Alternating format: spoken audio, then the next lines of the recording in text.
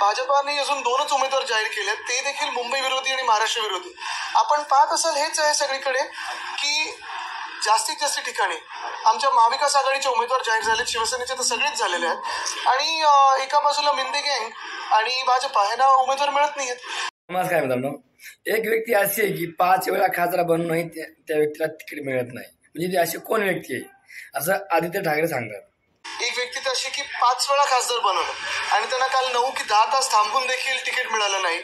मतदारसंघाचे तिथे देखील तिकीट मिळालं नाही. अजून 2-3 ज्यांची तिकीट कापली जाणार आहेत. मग नक्की त्यांच्यासोबत जाऊन मिळवलं तरी काय?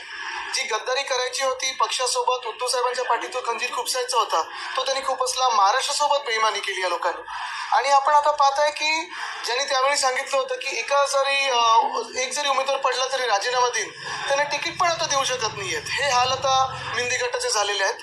मला वाटतं पुढचे जे 40 गद्दार आहेत त्यांनी विचार करावा की आता विधानसभेत नक्की काय होणार. कारण आता दिसायला लागलं की विकेट एक अशी पडत आहे.